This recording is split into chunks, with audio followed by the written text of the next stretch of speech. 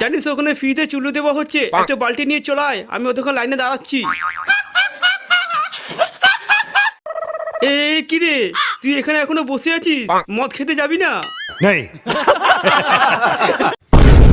ও বুঝতে পেরেছি, এখন আমাদের সাথে বসে চুল্লু কেন খাবি বল? এখন তো তোর বউয়ের সাথে বসে ইংলিশ খাবি। তোর উপরে আমার ঘৃণা হচ্ছে, ছি।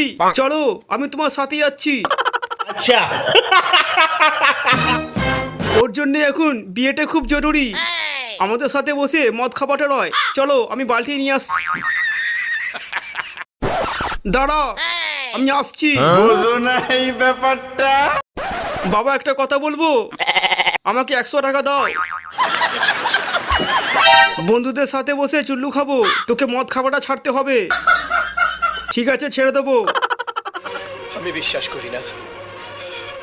আমি জানতাম জিৎ, আমি জানতাম তুই এক না একদিন মদ খাওয়া ছাড়বি।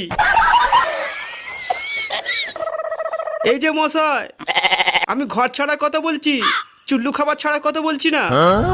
এটা হাস্যকর। কোথাকারের হরিদাস পাল আমার মদ খাওয়া ছাড়াবে?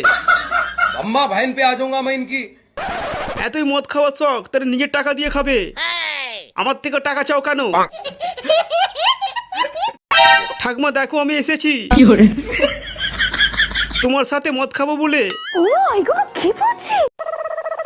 আর ঘুমিয়ে না থেকে ওঠো, দুজনে বসে চুল্লু খাবো। তোমাদের সাথে আমিও যাব। কি হলো, ওঠো।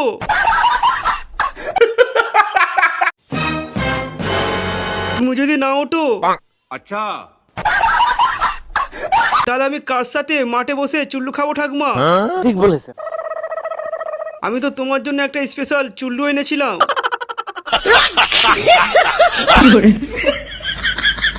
কোথায় স্পেশাল চুল্লুটা? বার কর একটু খাই। अभी मजा आएगा ना भिड़ो।